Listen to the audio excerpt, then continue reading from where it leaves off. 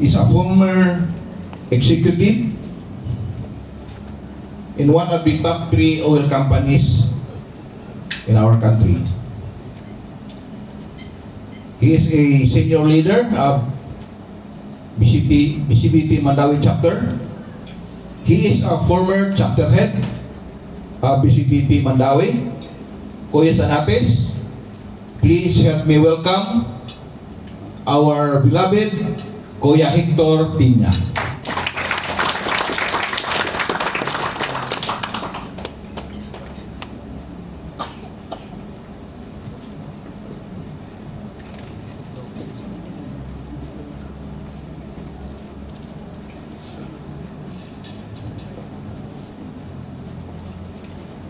Maayong gabi, ates and kuyas. Magpaduol ko diri para makita na ako kung kinsay nagakatulog actually. Anyway, it gives me a lot of pleasure to again join you and to serve you, especially as you continue with this journey to know God better and to have a personal relationship with Him. As I was preparing for this talk, brings back my own CLP 32 years ago, just like you. We were also given the same talk, and it has impacted me so much that during that time, I decided to really be a member of the BCBP. It is my hope and prayer that you too will also make that decision after this talk. As I was listening to Kuya Noel, the schedule actually were, because of some travels, his schedule was supposed to be last week. But as I was listening to him, a big part of his talk really was about also the BCBP way of life.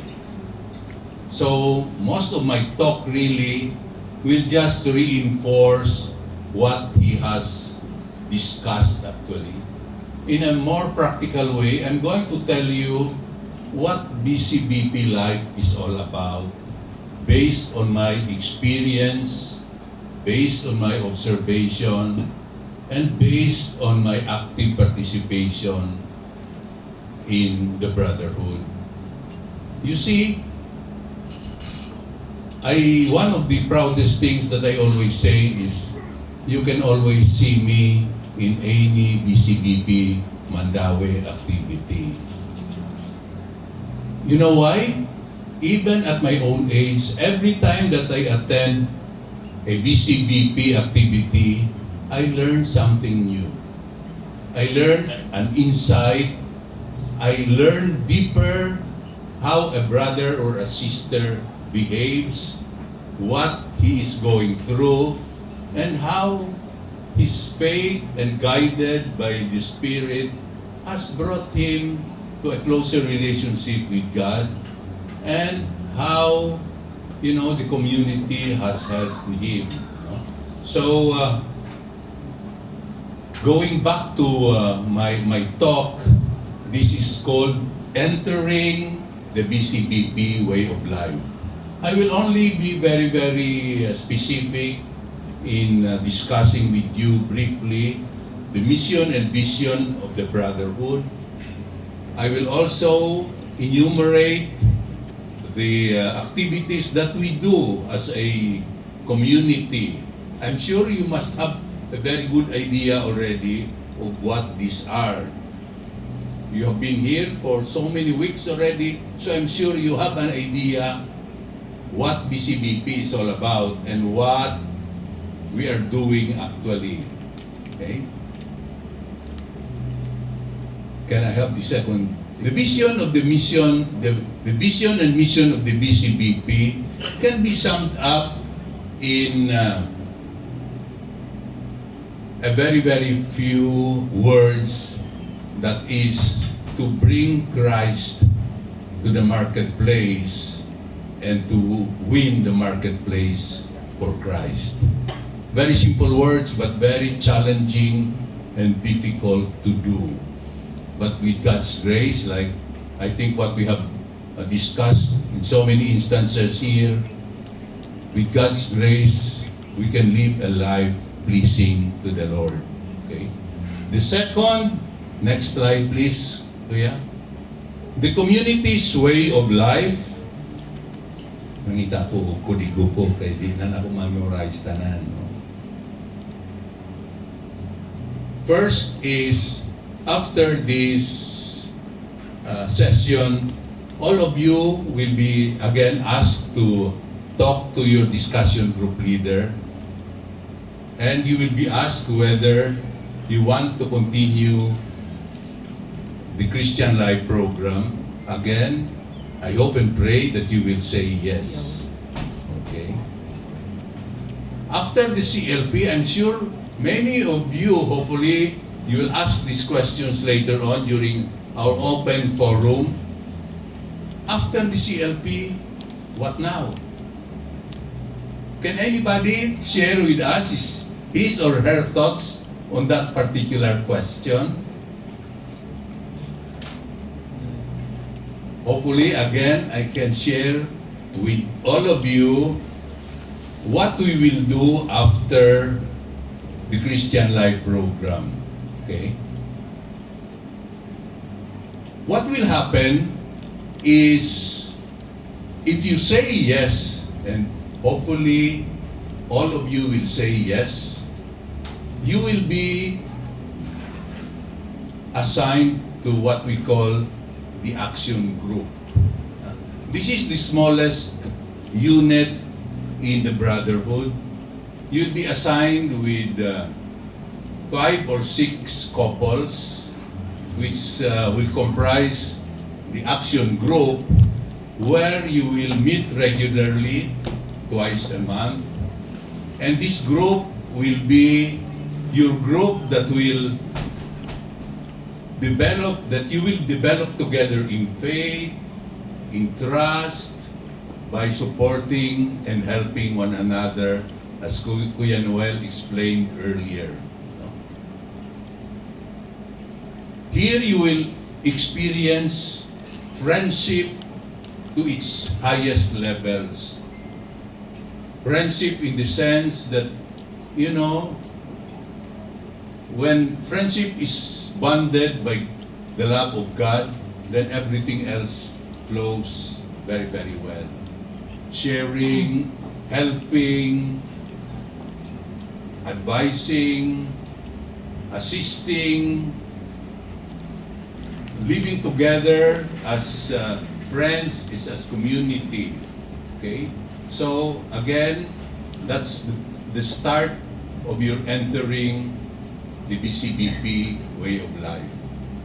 Of course, BCBP is also comprised of so many action groups which will develop into units, and then of course our whole community. That's really basically the structure. But again, the most important thing is that, you know, you develop a kinship with your action group. Continue to attend your action group meetings, because that's the only way that we will know each other, that we can support one another in our journey towards our relationship with God. Okay. The other activities that we have is, like Kuya Noel also mentioned, are the First Friday teaching. Most of the time we have adjusted this already, that we do this after the breakfast on Saturday to conserve cost. So this is a time when you listen to a teaching track about, not only about spiritual formation, but sometimes about practical things in life that you can even use in your own livelihood, in your own careers. Another activity is the monthly assembly. This morning we had a beautiful assembly where a lot of sharings, testimonies about how God has touched the lives of people who testified. You know, again, this is part and parcel of the BCBP way of life because we strengthen one another by the stories that we tell. Diba? Especially how we have gone or we have, resolved challenges because of God's mercy and compassion. And we can also relate this to our own lives. Because if this happens, for example, to a brother or a sister, then this can also happen to us.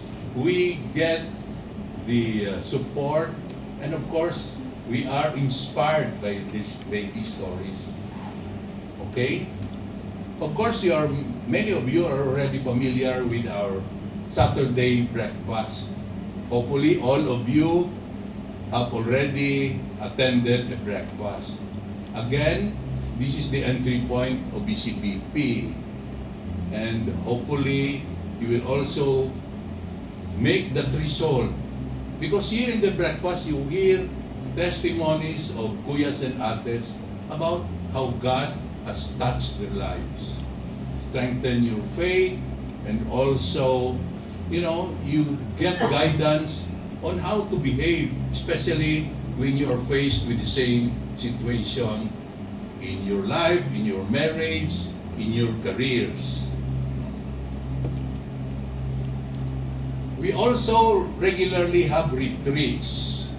I'm referring to Lenten retreat, and then retreats during Christmas to strengthen our faith and also our walk with God.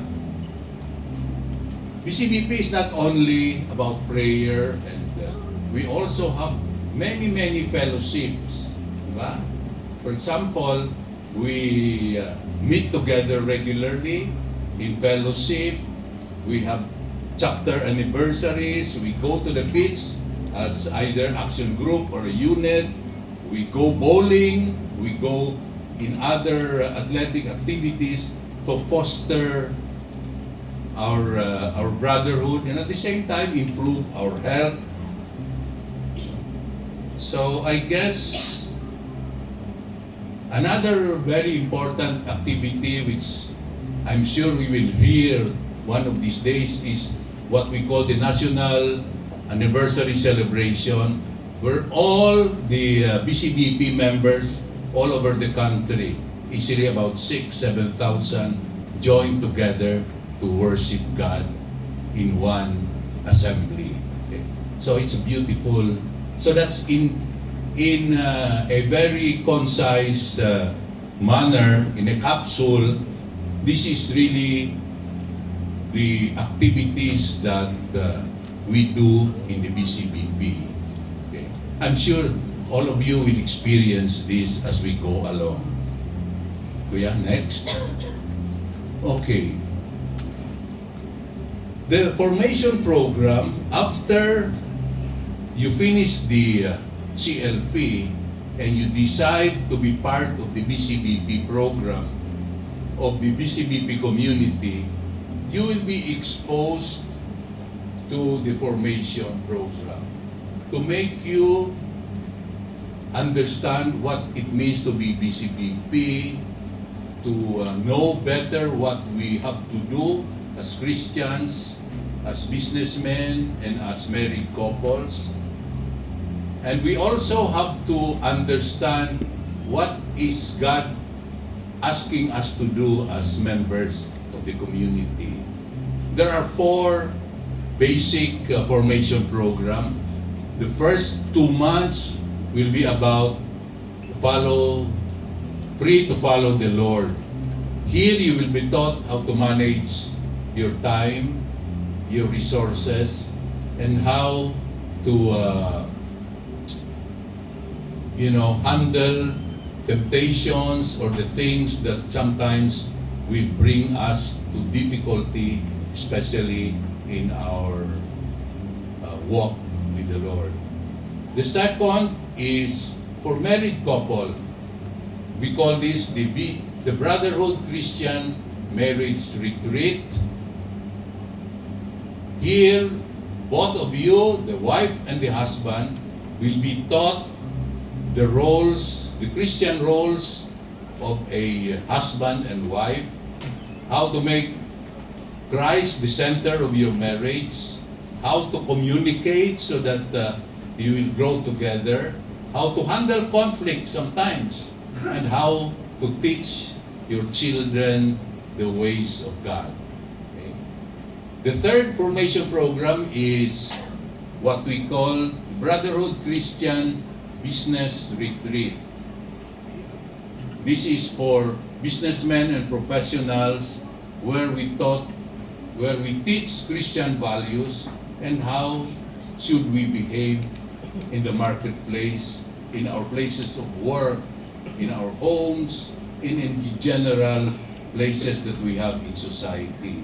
And the last is going back to this talk that we have is the BCBP way of life. This is to summarize the last formation program, will summarize everything that you have learned in the past 6 months so that you will be prepared to make that commitment whether you really want to be a part of BCBP, because you already know what you have to do, what you have to commit, and what will this mean to you and to your spouse. Okay? So sometimes we feel that this is very challenging. It is, especially for young people like you, very busy with work, very busy with other commitments, civic duties, parenting, chill. So it's challenging, but I guess the bottom line here is if you make a decision and you know that this is good for you and you stick to that decision, then it is doable. You know, I'm a living witness. I was handling the whole of the Visayas for a major oil company when I joined the BCBP. You know how difficult that job was. But you know, little by little I was able to arrange my schedule that I was able to attend all BCBP activities. Okay? And I say that that was one of the best decisions in my life because it totally changed the direction of my life. The last item that I'd like to share with you, again, this was explained very, very well by Kuya Noel earlier, the importance of prayer, the importance of learning the Lord through the Bible, and, you know, being in a charismatic community like we do, the practice of very, very simple spiritual gifts like the gift of healing, the gift of guidance, the gift of wisdom, the gift of knowledge, which will clearly help us in our journey as community members. Last na Kuya, no? So I'd like to end by sharing a big part of, you know, my journey in the BCBP. As I said, I joined BCBP 32 years ago. Many of you were still babies during that time, I'm sure. Murag ba sinaapay, wala pa matao siguro dire? Ha? Okay. Like I said, it totally changed my life. It has placed my life in order because You know, during that time, I was a manager for an oil company with all the perks, anything that you need, anything that has a receipt, anything goes really. So I was able to place my life in order. I was able to, you know, little by little, be an honest man. It was a struggle really, but with the help of BCBP, friends, and especially our elders then, I was able to turn my life around. It has also saved my marriage actually. It was a turmoil, but because of BCBP and our focus on serving God and knowing Him, your Ate Edna, many of you don't know her because she passed away last year. But you know, my own life says that it saved our marriage, and it has given our home the peace that only the presence of God can give. We are fortunate to have godly, decent, and caring and loving children, 4 of them. And we are fortunate also to have 3 beautiful grandchildren. BCBP, again, is a challenge. I tell you, it is. But if you decide that God is important in your life, that if your relationship with Him means so much to you, and if you feel that this is the right community for you to be part of, then make that decision to be part of BCBP. I tell you, like I said, this will be not only one, but the best decision that you will make in life. Because with God in your life, problems will always be there, I tell you. But with God, you know, you'll have direction, you have that trust and faith that dili ka matarog, that you will always have people surrounding you who will assist and nurture you with their presence, with their friendship, with their advices, and of course, with their help. I am a recipient of all these things in my 32 years in BCBP. Think about it. And I pray and hope, I'm sure the whole community, especially our intercessory group, is praying for you that you will do and make the decision to join BCBP Mandaue. So again, I'm Hector Tiña. To God be the glory.